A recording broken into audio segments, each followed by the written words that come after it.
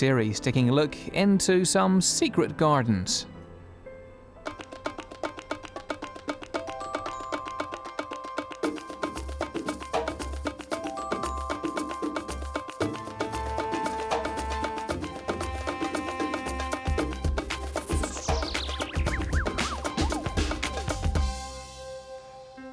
Secret Gardens is an open invitation to peep behind the hedges and fences of some of the best gardens in the country.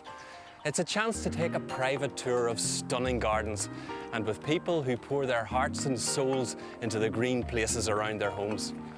We won't show you how to garden, it's more about why we do it and the secret places it takes us. Dreaming of spring, a scattering of pearls in Antrim. The art of delighting in delphiniums. From clothes rack to bladder rack, one gardener's love affair with the sea.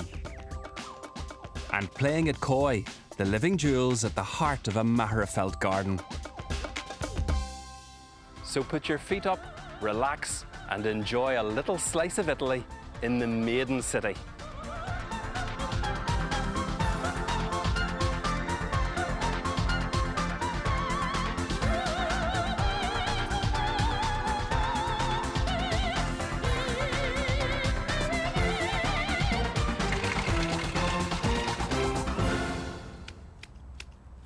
It's a cut above the best.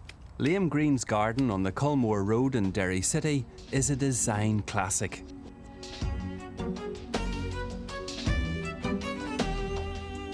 Georgian architecture in general drew its inspiration from the classical Roman and Greek architecture, and the ancient Romans had very nice gardens around their houses.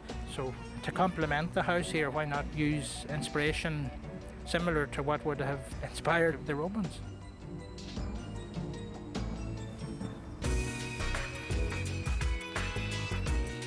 Liam's eye for detail has created a visual treat.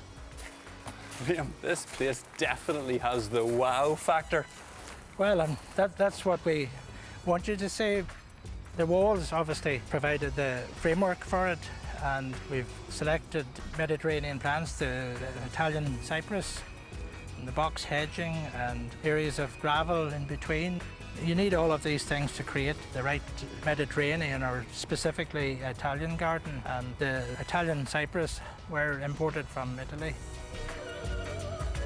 Everything fits here, from the dark evergreens to vivid geraniums and the warm texture of stone. This is a cool garden with a strong Mediterranean accent and a hint of Latin drama.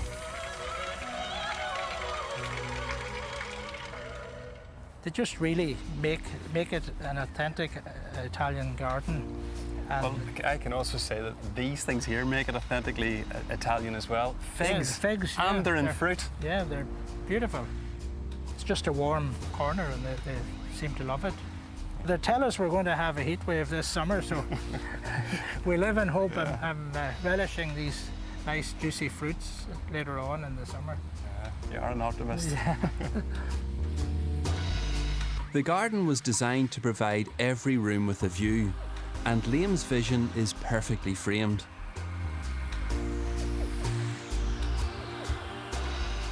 But necessity is the mother of invention here, and that's why two Castlewell in gold were clipped into service.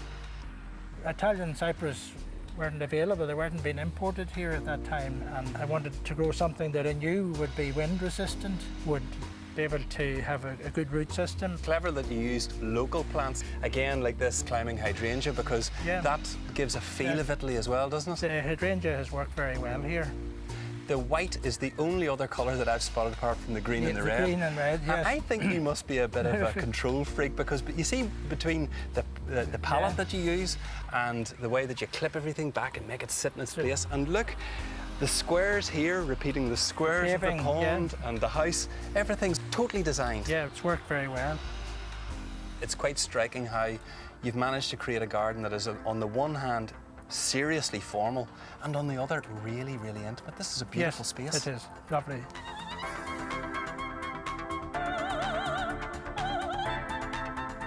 I'd like to think I'm a creative person, very determined person, in that when I I see a goal, I will work very hard towards. There's no gain without pain, and some of it is hard work. Some of it I don't enjoy. Some of the physical side of it is boring, monotonous, but I have to do that to achieve the overall effect. But I'm so passionate about it that I can go through that.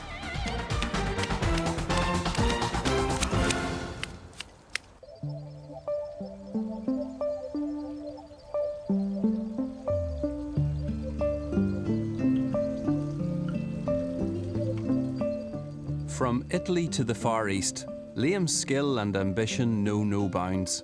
This is his very own Oriental oasis.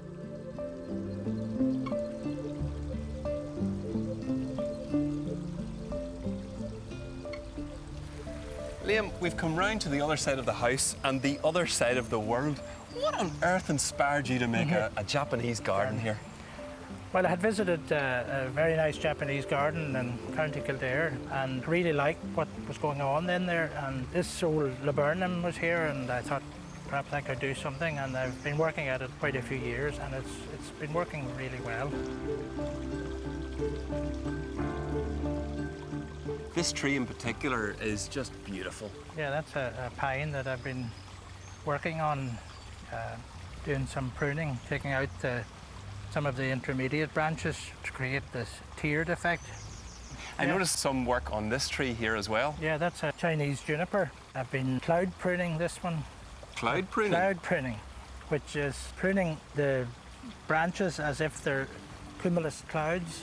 Oh, beautiful. And in China and Japan, they have it down to a fine art. I'm still learning, but quite happy with the results so far. That flavour of an authentic Japanese retreat is enhanced by the clever use of gravel and stone. This is a place of peace and harmony. It's brilliantly conceived, planted with artistic flair.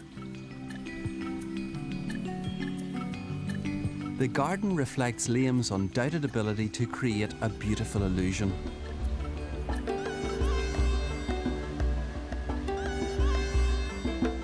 Just looking at this here, it's absolutely stunning. You've used mind your own business, a weed to actually carpet the island. I wanted to do it in moss, but moss, when you want it to grow, is very, very difficult. I'd seen this in another garden, and I tried it, and it took very well, and within 2 seasons, it had totally covered the island.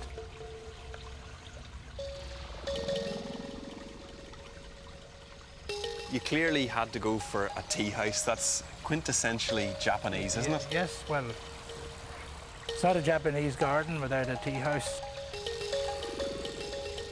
It's a nice place to sit and take it all in. And is that one of your favourite places? Oh yeah, that is my favourite place. It's beautiful. Liam, you said you wanted to create somewhere calm and peaceful where you could relax. You've made it for me too. And on a day like today, whenever you're getting on that beautiful dappled light through the laburnum and the oak beyond that, it is just a glorious place. You could spend real quality time here. I love sharing the garden with people who are interested in gardens and who understand what I'm trying to do here. I've grown to love it even more and more passionate about it.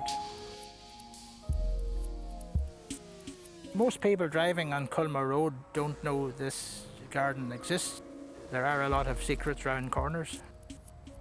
Every time I come in my driveway, I do get a great sense of having achieved a lot or created this garden. It is one of my passions, probably my main passion.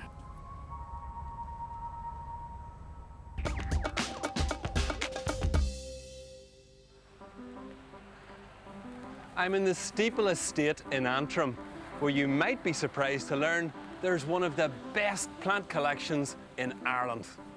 It's awash with colour now, but when the summer flowers die back in Mark Smith's garden, tiny pearls take their place.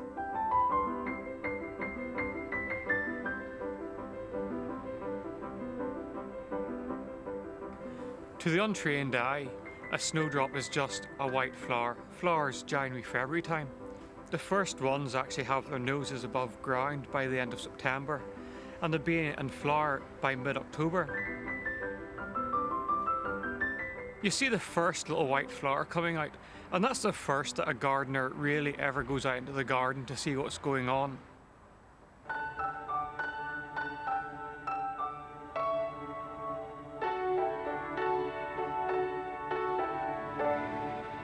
Mark bought his first snowdrop just 6 years ago, but the passion runs deep. He grows about 200 kinds, collecting the more unusual flowers from the 19 species and over 600 varieties. This snowdrop here is unusual in the fact that the outer petals, which in a normal snowdrop are large and white, have actually become very elongated like tusks. And this form is actually called walrus because of the long tusk-like features that you'd normally see in a bull walrus. This one's called shaggy because it's not very uniform inside and has lots of extra inner petals. This snowdrop is Mrs. Thompson, and it's one of the snowdrops which is affected by a genetic defect, and that causes it to produce twin flowers which are side by side, fused just like this. Some people hate them because they're abnormal, but I quite like them.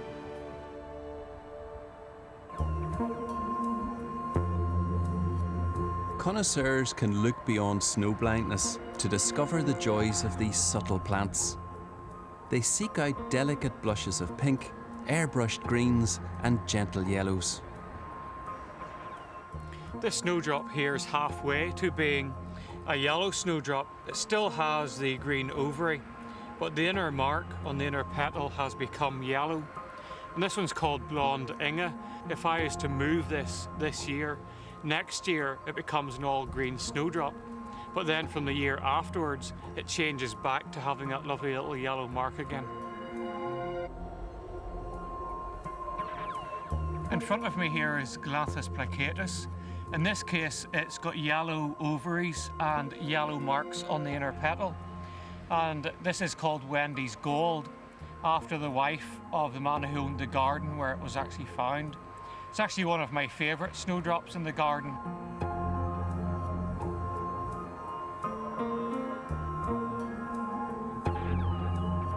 The obvious name for somebody who collects snowdrops is a snowdropper. But in fact, that's an English term by the English police force for people who steal underwear off washing lines. But snowdroppers actually have a more of a botanical name, and it's galanthophile. Galantha from galanthus, which is the botanical for snowdrops. And that actually means white flower in Latin. The flowers have evocative names, from Elfin, Fluff and Ballerina to Angelique, Tiny Tim and Little Dancer. In the foreground there's one of the Greater X snowdrops, and this one's called Jaquinetta. Greater X is a man who specialised in growing his own snowdrops, and what he did was name them all after Shakespearean characters.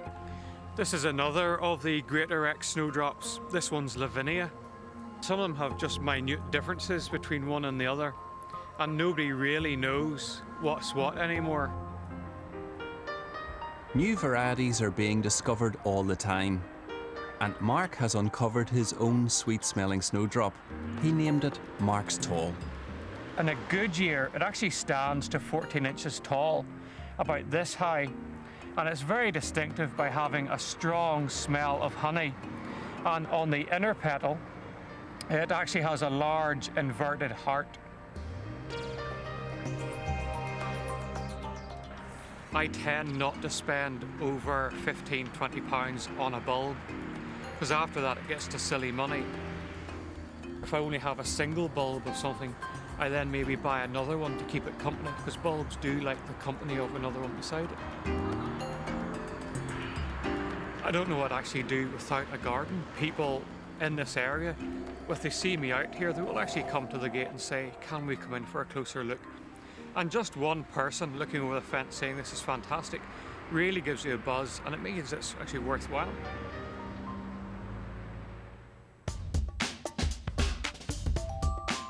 They're brilliant miniatures, colourful companions for snowdrops. But the crocus has a major claim to fame. Saffron, the world's most expensive spice, comes from the stigma of Crocus sativus. it takes 500,000 strands to produce 1 kilo. The flowers are a sight for sore eyes too. St. Valentine is said to have cured a young girl's blindness with a yellow crocus. So what's the connection between a Japanese restaurant and secret gardens? Well, the answer is in knowing where to look.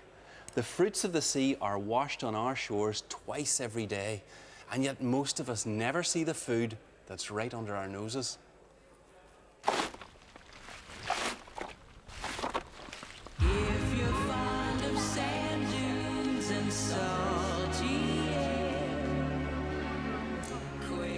It's free, easy to collect and full of goodness. Seaweed plays a big part in the life of Pranny Ratigan and her family.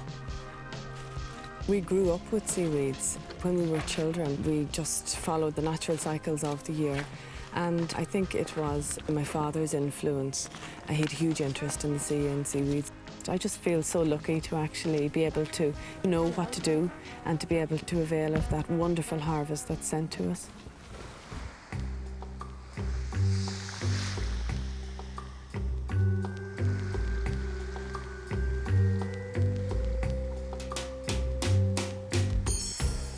They're some of the oldest plants in creation and harvested by people for thousands of years.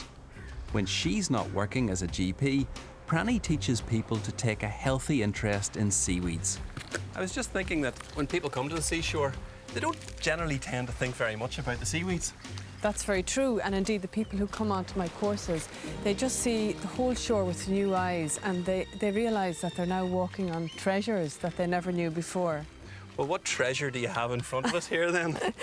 Well, just where we are here, let's have a look at the one of my favourites. It's alaria, or wakame, the Japanese would call it. So on the other side of the world, people are eating this? Yes, absolutely, and it's one of these real delicacies. What would you use it for? I'd use it for soups quite a lot because it's so full of nutrition, so full of trace elements, very balanced with minerals and vitamins.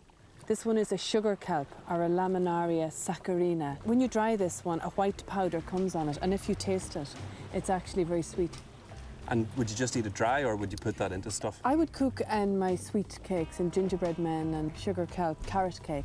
Although, mind you, the children in the Hebrides long ago, they used to actually call these sweeties. They used to lick the sugar off them. Stepping over a feast of pepper dulce and spaghetti de la mer, I learn how to harvest kelp properly. If you cut it above the growing tip, which is here above the stipe, it will actually regenerate and grow. If you pull it off or cut it here, actually at the stipe, below the growing tip, that's the end of it. It's like pulling up parsley instead of going out for a bit of parsley. Parsley's a nice thing as well, because you use this in your own kitchen, don't you? Yes, I do. So I'm just going to cut this piece now. So I've cut it above the growing tip. Yep. And bring this home, and I can make you crisps with this, delicious crisps, or we can make soup, whatever you choose.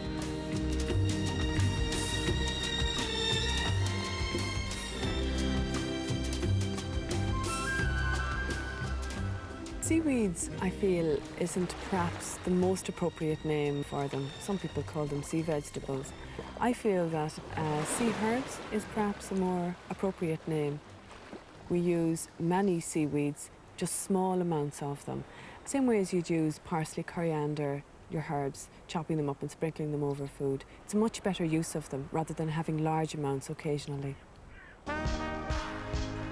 And after a hard day hunting the shore, it's Fucus serratus to the rescue. You steam it briefly or pour the boiling water on it in the bath, and then you can enjoy it. It's a marvellous de-stressor, and it's a wonderful rehydrator with the alginates in it. It softens the skin, and it's really beautiful. Then when you're finished with your bath, it's marvellous for the garden. It's a lovely thought too, Pranny, that what we have here is really a garden. It's on the seashore, it's hidden for most of the day underwater, but you can actually take it back into your garden and grow your plants. It's a tonic for the garden.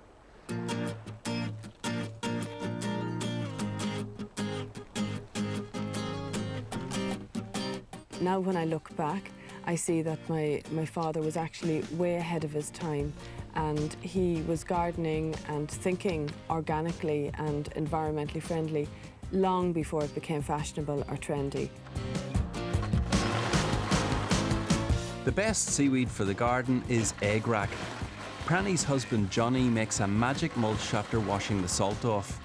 This is seriously good fertiliser, full of minerals, vitamins and trace elements. When bagged and soaked, it makes a great liquid feed. Perfect for hungry garden vegetables. If it's something that can be used in the garden, I'm thinking, well, we'll get cracking on that. If it's something unusual or different, I'll think, how can I cook with it? Because cooking is one of my passions. The fruits of the sea and the garden go down well together, and Pranny enjoys cooking up a storm with her tidal treats.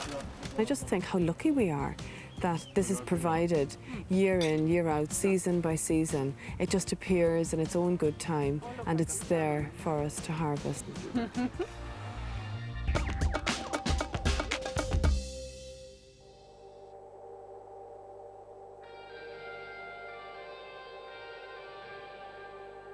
It's an artistic vision inspired by flowers. Nicola Russell remembers the exact moment when the garden she grew up in really opened her eyes.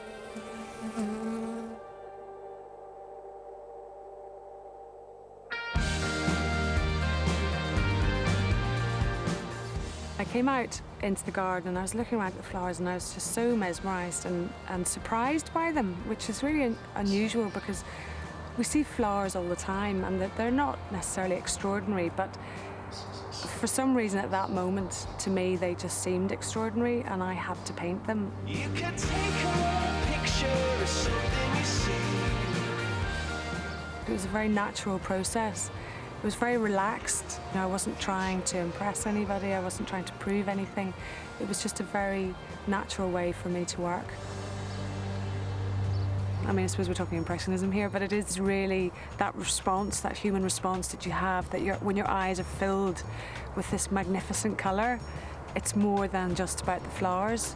So you're absorbing that mood and then looking back to the canvas to see how can I transfer some of that feeling onto canvas. So if I'm looking at delphinium, you have this mixture of colour playing in front of your eyes.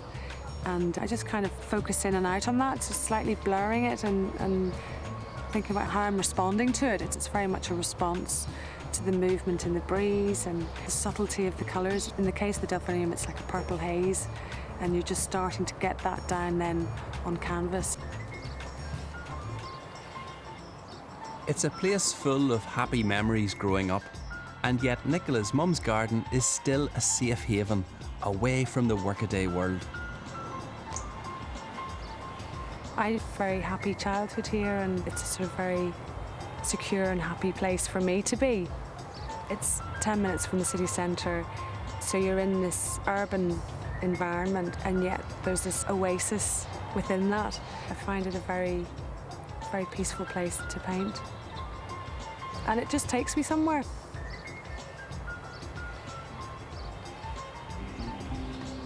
Mum would know plants much better than I do.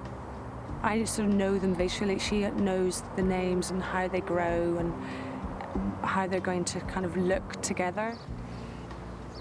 Hers would be a very three-dimensional take on how the garden develops, whereas mine would be very much a colour-based perception. So where she's sort of placing small trees and shrubs and perennials together, I'm kind of, well, where's the pink and the red and the, looking for colours.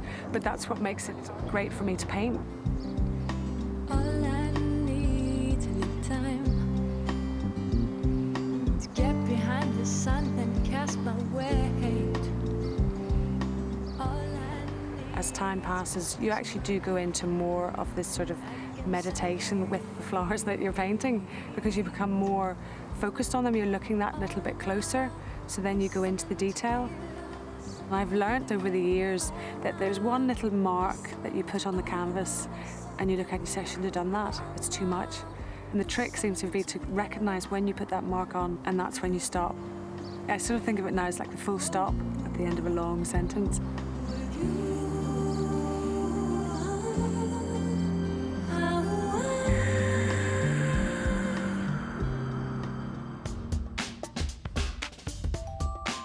The delphinium has artistic connections.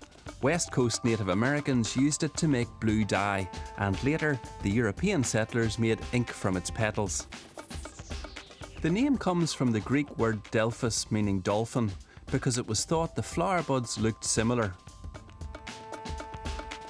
And there's a sting in the tail. In ancient times, it was used as a potion to drive away scorpions.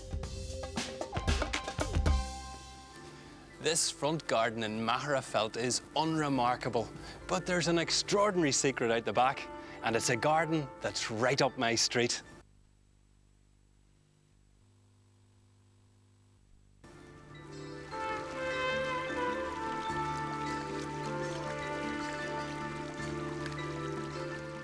For centuries, they've been prized by the rich and regal in Japan, where they are symbols of strength, luck, and prosperity.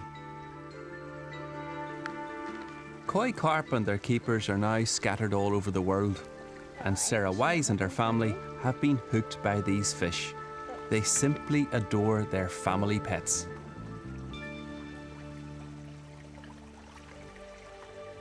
The nice big white one in there is a parachina, and it probably would be my favourite fish that we have.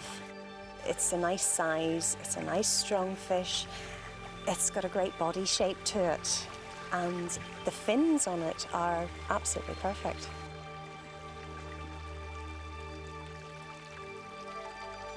If you've got a particularly addictive personality, you're in dangerous water really, because you start off with a few fish, then you see, oh, that red and white one, for example, that's called a kohaku.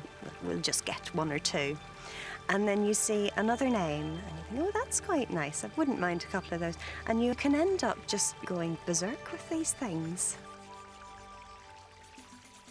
Sarah's right. Hundreds of thousands of pounds can be spent on a single koi. And some live well past 100 years old. But she and husband Steve are recent converts. They were determined to have a koi pond, not realising what a daring move that would be. Sarah was looking at decor and I was looking at whether we could get a JCB around the back. It was all very well and good seeing it flat plan, bit of paper in front of you, but particularly when they started digging the hole for the pond, so how much deeper are they going to go? The landscaping was only the start. 3 years on, the garden is a spectacular success. One of the first things that comes to my mind is that we're probably not as crazy as people thought we were. We're also actually using the garden now, whereas before there was just a big load of grass that needed cutting. Whereas now we have separate areas. Jessica has her area down here. We can potter about and enjoy the fish and the sort of general communal area for everybody in the family. We're making use of it now.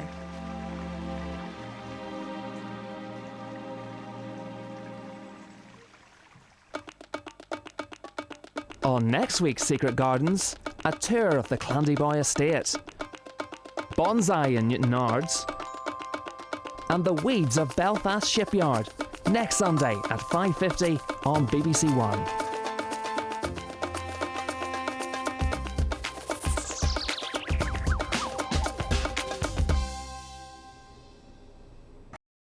In the Greenmount Garden.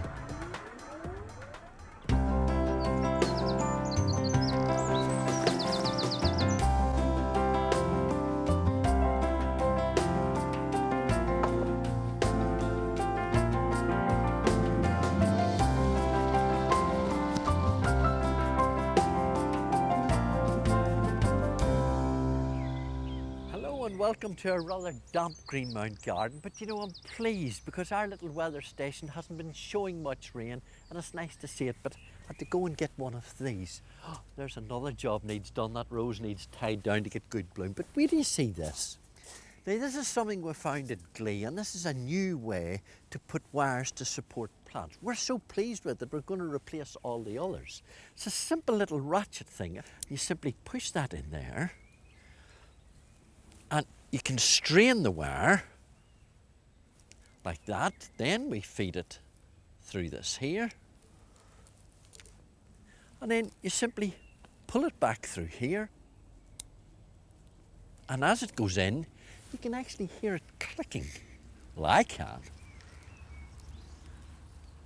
And you pull it as tight as you like, and that's it. You could play the harp on that. There's no way that's going anywhere. Look at it, it's absolutely superb. Brilliant idea, we're going to use it all over here. In fact, we've already done the roof of my pergola, so it'll soon be closed in. I'll even be dry when it rains. And there's another job. If you remember, this is my vine. This is the outdoor vine.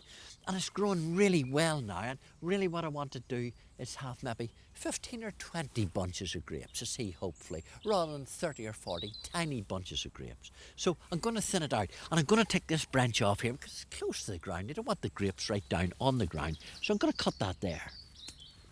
And there's another one there that's sort of spindly. It's in and out through, and it's a bit congested there. So there's no sense in leaving any shoots. I don't want growth here, so we'll prune that right out completely. There's one there, looks a wee bit dead from that point up. Nice growth there. So again, we'll cut back to that point. We'll get rid of that.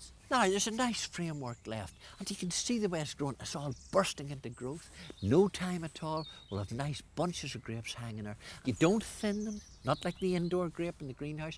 These just hang there small, beautifully yellow, ripe grapes for eating. And the only other job I want to do, apart from tidying this up, is I'm going to pull back the gravel. I'm going to put on some old, well-rotted farmyard manure, mainly as a mulch, and then I'll pull the gravel back over again. So that when I'm sitting in my little secret garden, sipping a glass of wine, I can look out and I can see this ready for the next crop. And in the rest of the programme, I'm an antrim in a bijou garden where throughout the year there are layers of bulbs just waiting to burst into bloom. And I'll be chopping and changing last year's planters. and I'm in Crossgar where small will be beautiful.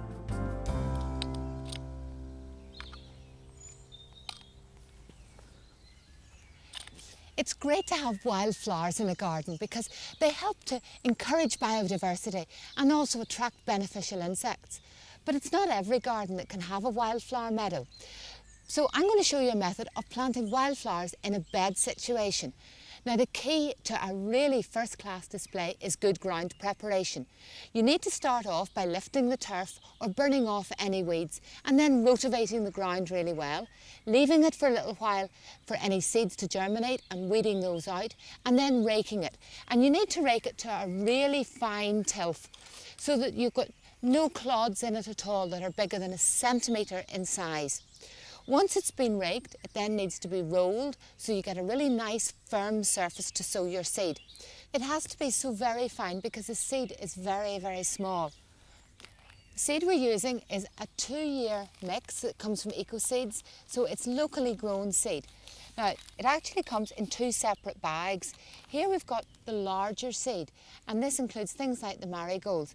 And then the smaller seed is given to you separately. This is because if you try and sow them together, it ends up that you don't get a good distribution. So the larger seed is sown first so that you can see where you've been. We're putting it on at 5 grams of seed to a metre squared. So this seed has to cover this whole area. So just tip it out in my hand.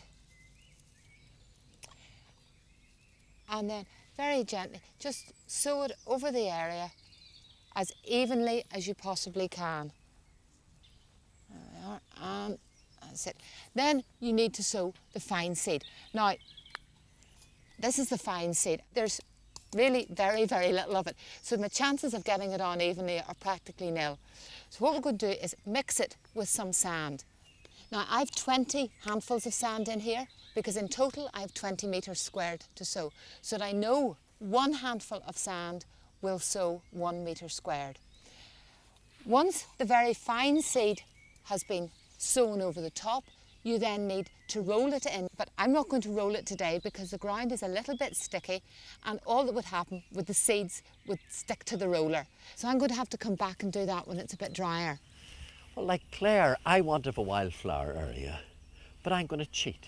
I'd like the idea of it in grass to have that nice green backdrop, but I don't want the grass competing and I don't want the grass getting higher. So I'm using plugs, again, Northern Ireland grown.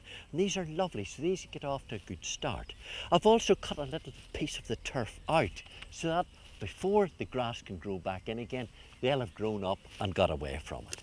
Now, I've had the same selection as Claire.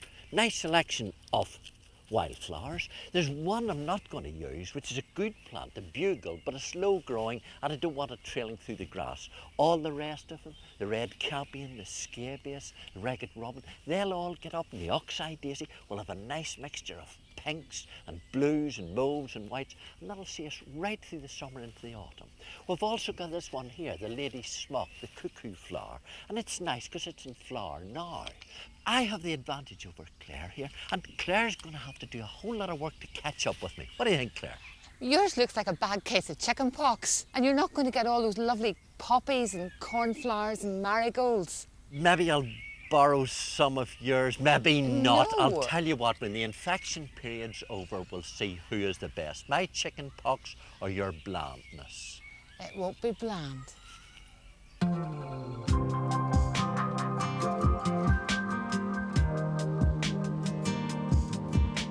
Mark Smith's passion for plants began nearly 20 years ago. What started as a small traditional front garden with a cherry tree and summer bedding is now bursting with unusual bulbs and alpine plants from all over the world.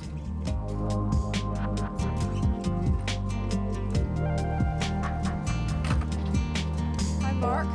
Hi Cherry. Never-ending job of watering, eh? I lie awake, I've gone to ground. It's not a huge space, it has to be said. Fairly standard, if you like, front garden It is size. just a Maybe a housing wee bit. executive Yeah, garden. maybe a wee bit more than some. Yes, an end house, yeah. But you know, look what you've done with it. And key to the success, it seems to me, is the way you've landscaped it from a hard landscaping Yes. point of view. Straight in front of us we've got a rockery, and it comes out flat, which is kind of a scree area. Yeah. We've got obviously the raised beds here. There's a couple of troughs here for plants that like dappled sunlight. And here is what is really just a shady garden with one large honeysuckle.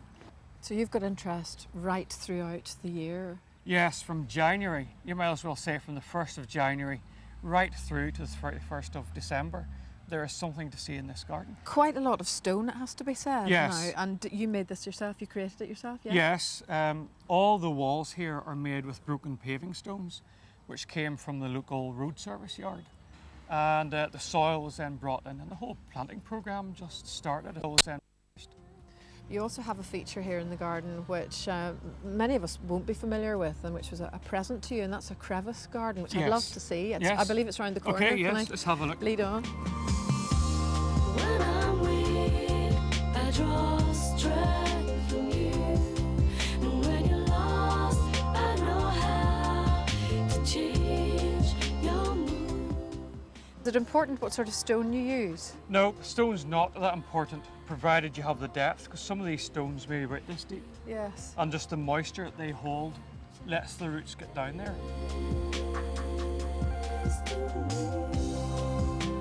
Tell us about the plants then. Well, looking good or exciting for me at the moment are this little buttercup, a little callianthemum here, and a draba. And it looks so stylish, and it contrasts so beautifully with the kind of rampantness of the tulips, the Yes. species tulips here. Yeah, these are Clusiana, Tulipa clusiana. Getting back to you. The pink and white ones are Lady Jane, and the yellow and red is Tinka. It was supposed to have been evenly mixed, just by mixing them in a bucket, throwing them out and planting them, but it obviously wasn't mixed enough. Well, to my eye, they look absolutely fantastic, and they demonstrate your love affair with bulbs. I mean, this is kind of mid-spring, but I'm right in thinking, am I, that you have bulbs right throughout the whole year. And you've one last lingering little snowdrop. Yes, this one I actually discovered the other day. It's nothing new, it is named, but it's just flowering very late. So it's just nice to see something that should have been over weeks ago just putting an appearance. And you made this yourself.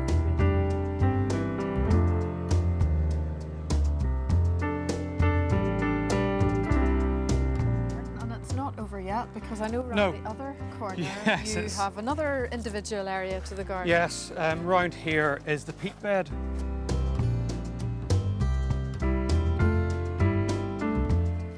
What does the peat do for the plants? Well, it makes the soil more acidic for them, and also it's more moisture retentive. And a lot of these plants are actually woodlanders, where they need more moisture.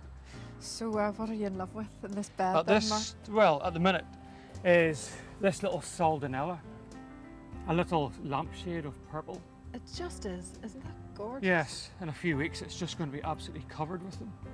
Also this trillium, looking the wrong way. Looking so but fresh though. Yes, absolutely lovely. Beautiful. And over here we've got the hepatica, and lovely fresh leaves just now.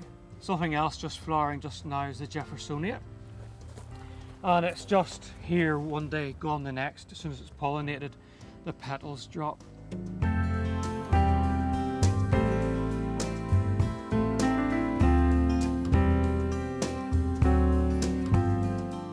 Mark, it's great to be able to sit and take stock, isn't it? And everything is looking bright and beautiful. I mean, how colourful a time of year is this? This would be one of the peaks for colour other than white in the garden. I like this time of year. It's probably one of my favourites.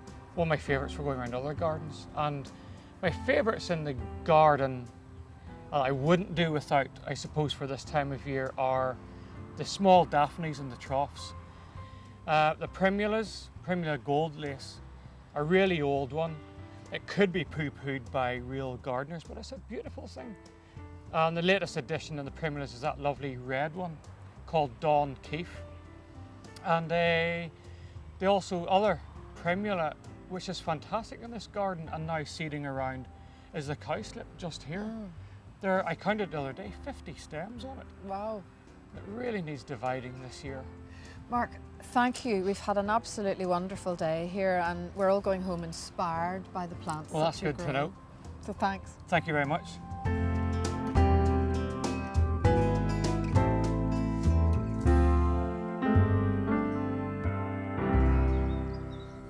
I happen to believe that there should be fruit grown in every garden. Now, you don't have to have open space. Here we're growing ours on the patio, and what we're using is big half barrels. These used to have whiskey in them, wouldn't they? But it's fun to empty those. But what we've done, we've drilled holes in the bottom so there's good drainage. We've put in some farmyard manure.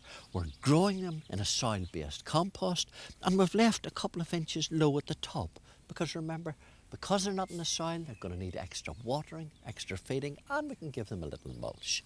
Now, the fruit we're going to grow are a wee bit different. This is a gage, green gage, and it's got tiny little plum-like fruit. This one flowers and fruits quite late in the season, Rennie Claude de Bervez, and remember, gages need a sort of hot, dry summer to do well, so we'll see how that does. Here we've got Victoria plum. Everybody knows Victoria plum. It's self-fertile, so you only need one. Great big fruit, you can eat it fresh or you can cook with it.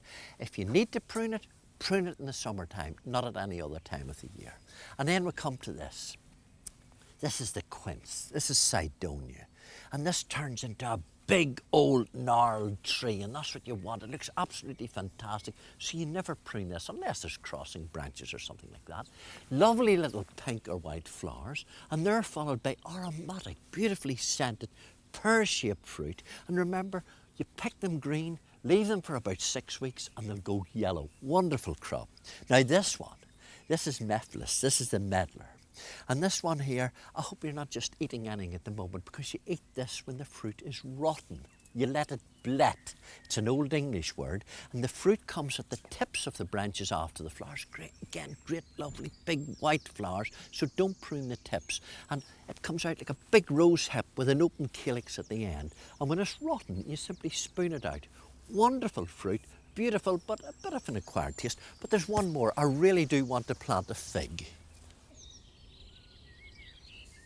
Well now, the fig we're going to plant here is a brown turkey, and if you've got a nice south-facing wall, it'll not only grow, it'll produce outside the best of beautiful ripe figs.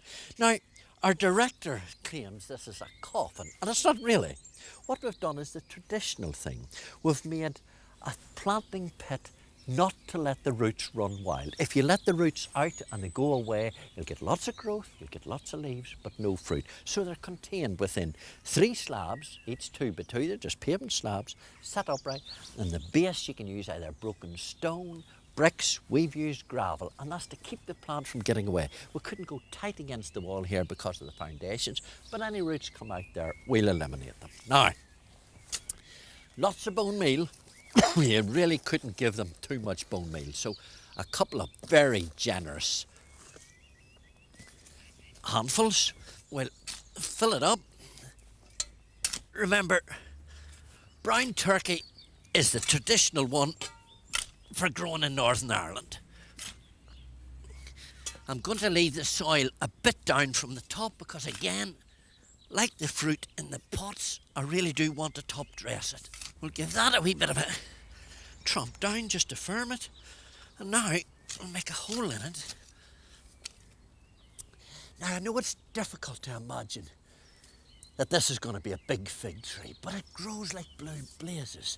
And it's very hard to imagine that that little leaf there, by the summer, is going to be large enough to certainly hide my embarrassment. So we'll get it out, set it down in there, leaning it back towards the wall. Now, do you see by the end of this summer, it'll be beautifully trained, just like me. It'll be carrying a crop of fruit. It'll be just as perfect as I am. You might remember last year I planted up some sustainable planters. Well, they have done really, really well. In fact, this one has done so brilliantly that I'm actually going to have to split the plants in it. So this was an ericaceous planter, so we had acid-loving plants in it, and it was in this lovely glazed pot. So I'm going to lift it out and see if I can get it. Oh, it's all going to come out in one big mass. It's great.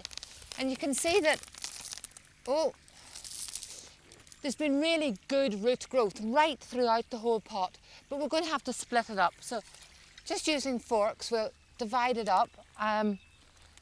The great thing about this is that the plants that are in here are not going to go to waste because we're going to be able to use them in other places in the garden. So this great big heather can go over to the spring garden, and this one here can go there as well. That's it. Just take your time and divide them up. The Pyrrhus, which is also done brilliantly, can also go to the spring garden. That's it. That's it. There we are. And that leaves us with this lovely Carex Evergold. And I'm going to put it back into the pot just on its own, where it's going to make a real statement. And we'll pop that up there. Now, the other pot that I planted up was also supposed to be sustainable, and the planting is doing brilliantly, but unfortunately the pot, which was a very expensive fibre clay pot, it cost us over £40, and it's decomposing before our very eyes. It's just breaking up. So we're going to have to repot this because it's actually quite dangerous. It's leaving a lot of very, very sharp edges. So we'll take the plants out again, we'll prune back the vinca, and we'll repot it into this beautiful black glazed pot over here.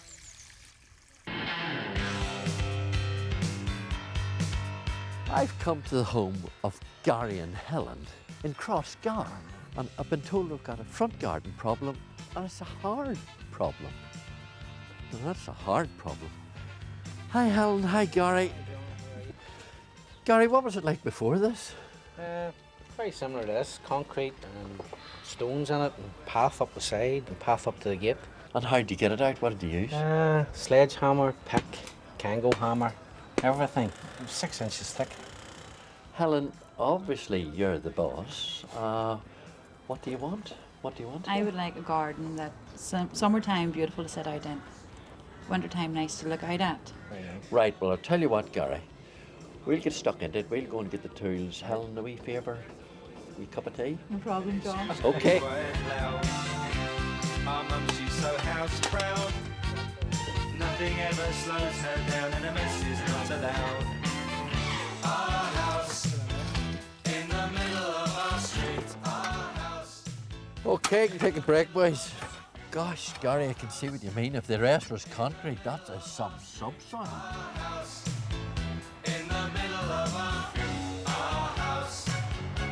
We're going to sand it off, going to firm it down, and then we're just going to do a gravel garden. Father gets up late for work. Mother has to iron his shirt. Then she sends the kids to school. Sees them off with a small kiss. She's the one they're going to miss in lots of ways. That's bad.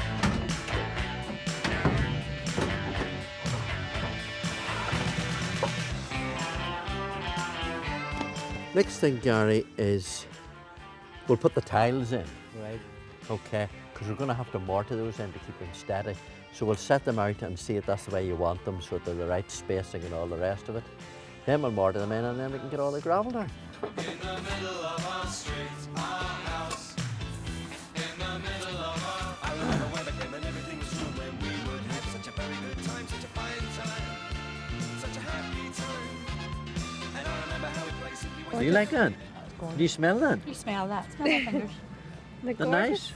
Lavender. French lavender. There's the English lavender and that's French lavender, which you always know it because you get these little sort of rabbit's ears on the tips of the flowers. Mother's tired, she needs a rest. The kids are playing up downstairs. Sister's saying in her sleep. The director was wanting you to shoot that at me. Was he? I'll teach you. So when those are down, and then we get the whole thing covered in gravel, they're not going anywhere. They're going to stay there. They're going to be settled. Yep, yep. Okay. Well, you see, the other chaps, I think they have actually worked harder than you guys. Not at Because all. they have, because they put in old well-rotted farmyard manure in the bottom, then they put in compost, then they mix through that more sterilised topsoil, and that's all just for the hedging, for the boundary. So that was a lot of work. I think you just have to keep working harder, because I think they have done more than you. I think we will. Right.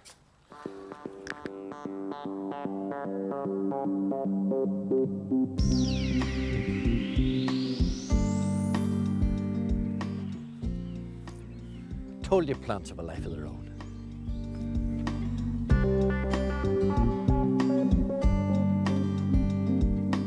Three geraniums in each and a tomato in each.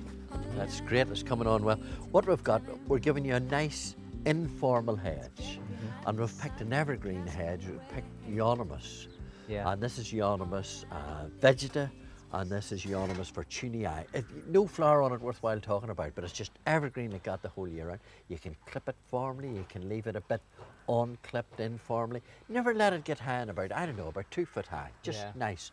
And then we've sort of brought them round there, and we've given you a Prunus aminagawa. Now it's going to remain like that all its life, narrow, tall, like a telephone pole. It's just to give you a bit of height and interest looking out from inside. And it's sort of pale pink, nicely fragrant, nicely scented. Does it grow much taller than that? Well, it will. I mean, it'll get high enough. I mean, it'll get half as high again, but it never gets broad. I mean, let's put it this way. When you're in the Zimmer, it'll be about 3 times that length, but it'll be a long time. Yeah. And beautiful autumn foliage, spectacular yellows and oranges and reds. So when these go in, you'll not need anything with them. They'll just make a nice, tight, wee clipped hedge. Yep. That'll give you the height. And then we'll get the rest of these in. They're going into a nice mixture. You'll have to water them once they're in there and for the next few days, but they're going into a nice mixture. So we'll just get stuck in and plant them. Get them on, we'll get them going.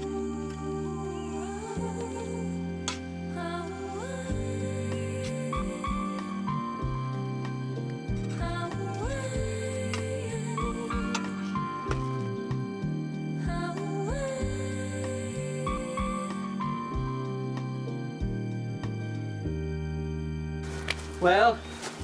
Lovely. Oh, come on, sit down. Oh, dear. Right. Helen, Gary. Well, we've got nice dot plants.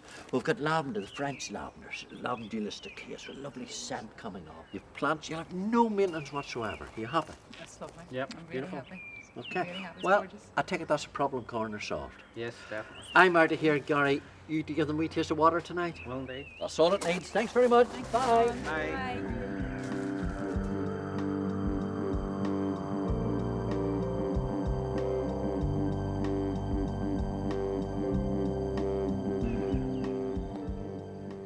Hello there. Well, a bit of rain in the garden, but generally April has been a dry month and so has the start of May. But we are about to see a bit of a change as we go through the course of the weekend. We gradually lose the ridge of high pressure. That'll make way for a weather front at some stage during the weekend. That'll bring some rain, followed by fresher, more changeable conditions into the second half of the weekend.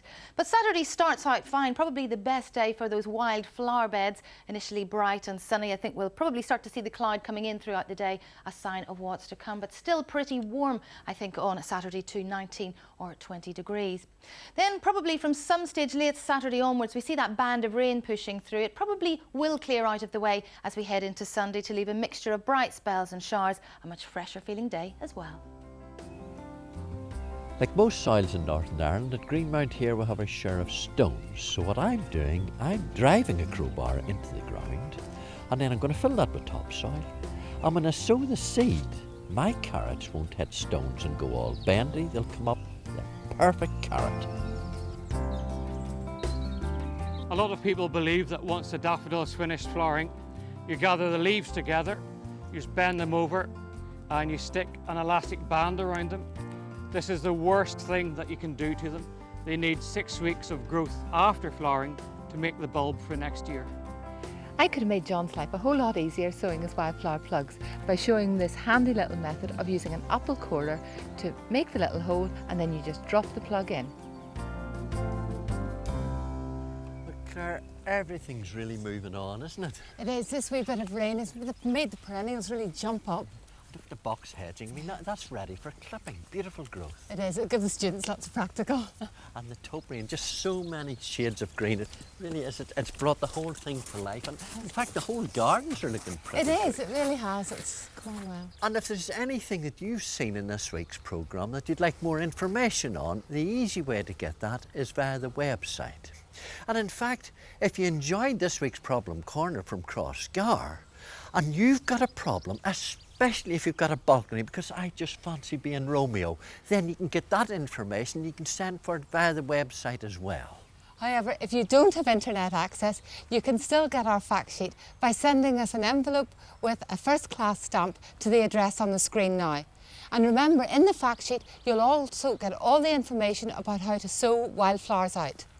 Next week, Cherry's on a garden visit to Tempo and Fermanagh. I'm working on the lawn. What are you up to?